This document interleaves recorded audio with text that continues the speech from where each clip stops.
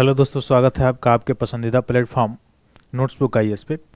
आज हम लोग बात करेंगे जो मुख्य रूप से पनडुब्बी जो है उनके बारे में।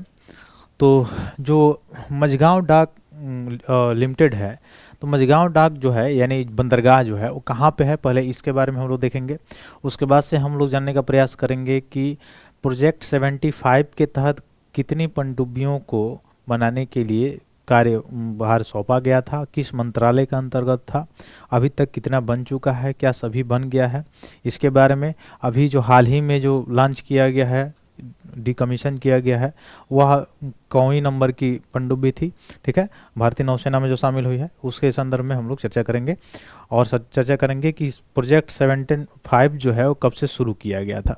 तो पहले तो हम लोग जानकारी हासिल करेंगे कि जो मझगांव डाक लिमिटेड है वो कहाँ पे है, तो मुंबई में है, ठीक है, बंदरगाह है, ठीक, मुंबई में स्थित बंदरगाह है, ठीक। वैसे आपसे अगर पूछा जाए कांडला कहाँ पे है, तो कहाँ पे है, गुजरात। तो ये सब कुछ ऐसे इंपॉर्टेंट बंदरगाह हैं जिनका नाम आप याद रखेंगे, ठीक है। तो चलिए चला जाए। मुख्य रूप से आईएनएस बाक्सीर जो है इसको क्या किया गया है, मुंबई स्थित जो मझगांव डाक शिपयार्ड लिमिटेड है वहाँ पे नौसेना को जो है क्या कर दिया गया है, डिकमीशन कर दिया गया है, दे दिया गया है। तो देखा जाए तो जो बाक्सीर था, बाक्सीर आईएनएस बाक्सीर, ये कौन नंबर का था, ये 6वीं नंबर का था, और 6वीं नंबर का था और अंतिम था। तो आपसे प्रश्न कैसे पूछा जा सकता है कि जो 6वीं अगर ये अंतिम है तो पहली कौन थी, कब लॉन्च किया गया था, किस मंत्रालय के अंतर्गत आता है और कौन से प्रोजेक्ट के तहत इनको बनाने का कार्य शुरू किया गया था। तो इसको हम लोग देखते हैं पहले। ये इनको बनाने के लिए शुरू किया गया था एक प्रोजेक्ट, जिस प्रोजेक्ट का नाम क्या है, इस प्रोजेक्ट का नाम है प्रोजेक्ट 75। क्या नाम है, प्रोजेक्ट 75। इस प्रोजेक्ट 75 के तहत 6 पनडुब्बियों को क्या किया जाना था, निर्माण किया जाना था।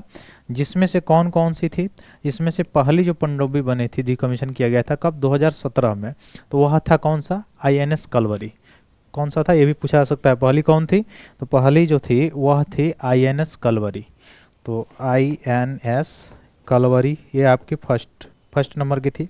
सेकेंड नंबर का अगर आपसे पूछा जाए तो आईएनएस खंडेरी है।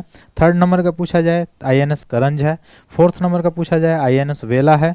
फिफ्थ नंबर का पूछा जाए आईएनएस वागीर है। और लास्ट जो अभी डिकमीशन किया गया है वह कौन सा है, वह वागसीर है, जो 2025 में इसको क्या किया गया है, डिकमीशन किया गया है। वागीर को अगर पूछा जाए जो 5th नंबर की थी, उसको कब डिकमीशन किया गया था, 2023 में, ठीक है। तो याद रखेंगे ये कब शुरू किया गया था, प्रोजेक्ट 75। तो ये शुरू किया गया था किसके द्वारा, रक्षा मंत्रालय के द्वारा। किसके द्वारा, रक्षा मंत्रालय के द्वारा शुरू किया गया ये प्रोजेक्ट है, प्रोजेक्ट 75। और इसके तहत 6 जो है वह क्या बनाना था, तो 6 मुख्य रूप से पनडुब्बियों का निर्माण करना था। तो उसमें से पहला जो पनडुब्बी था वो आईएनएस कलवरी था, 2017 में इसको डिकमीशन किया गया। दूसरा याद रखेंगे खंडेरी, तीसरा आईएनएस करंज, चौथा आईएनएस बेला, पांचवा बागीर और छठवां वागसीर है, जो कि लास्ट जो प्रोजेक्ट 75 के तहत लास्ट वाला यानी अंतिम और छठा क्या है, स्कॉर्पियन पनडुब्बी है। तो स्कॉर्पियन श्रेणी की पनडुब्बियों को बनाने के लिए प्रोजेक्ट 75 शुरू किया गया था। तो इसमें से लास्ट वाला जो है आईएनएस बाक्सीर, इसको डिकमीशन कहाँ किया गया है, तो इसको डिकमीशन किया गया है मुंबई में जो मझगांव डाक शिपयार्ड है वहाँ पे इसको डिकमीशन किया गया है, ठीक है। अब इससे क्या होगा, इससे मुख्य रूप से देखा जाए जो सिक्योरिटी क्षेत्र है भारत का, जो आंतरिक सिक्योरिटी मुख्य रूप से देखा जाए इंटरनेशनल लेवल पे जो समुद्र में, उसमें क्या होगा, उसमें एक रूप से मुख्य रूप से देखा जाए तो एक रक्षा संबंध में क्या होगा, बढ़ोतरी में होगी। आगे अगर देखा जाए इसके बारे में, आईएनएस बाक्सीर के बारे में अगर देखा जाए तो 6 कलवरी श्रेणी की पनडुब्बियों के पहले बैच की 6ठी पनडुब्बी है ये। इसका नाम जो है बाक्सीर किसके नाम पे रखा गया है, तो रेत मछली के नाम पे रखा गया है, ठीक है। इसको याद रखिएगा, बाक्सीर किसके नाम पे, रेत मछली के नाम पे रखा गया है। कहाँ पे पाई जाती है मछली, तो ये पाई जाती है हिंद महासागर में, और ये घातक गहरे समुद्री शिकारी मछली है, ठीक। तो इसी के नाम पे इसका भी नाम रखा गया है, क्या, आईएनएस बाक्सीर। अब देखा जाए तो इसे अप्रैल 2022 में लॉन्च किया गया था बाक्सीर को, और मुख्य रूप से इसका परीक्षण किया गया था। उसके बाद से परीक्षण करने के लिए युद्ध दक्षता, ये सारी चीज़ों का परीक्षण करके अब इसको क्या कर दिया गया है, डिकमीशन कर दिया गया है। तो कब, 2025 में डिकमीशन हो गया है, ठीक है। कलवरी क्लास की अन्य 5 पनडुब्बियाँ जैसे कलवरी, खंडेरी, करंज, बेला, बागीर, ये सब हम लोग देखे ही हैं। ये सारे पनडुब्बियाँ इसके अंतर्गत। इसकी और क्या विशेषताएं हैं, तो इसमें स्टेल्थ प्रौद्योगिकी का उपयोग किया गया है, जिसमें कम विकिरणित शोर स्तर और परिष्कृत हाइड्रोडायनामिक्स डिजाइन शामिल है। इसका मतलब क्या होगा कि इसे दुनिया की सबसे शांत पनडुब्बियों में से एक ये मतलब है। कौन? INS बागसीर।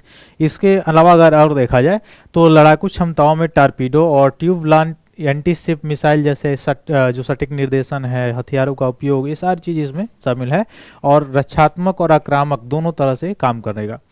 आगे अगर देखा जाए, इसमें पनडुब्बी रोधी युद्ध से लेकर खुफिया जानकारी जुटाने तक ये सभी मिशनों के लिए इसको डिजाइन किया गया है।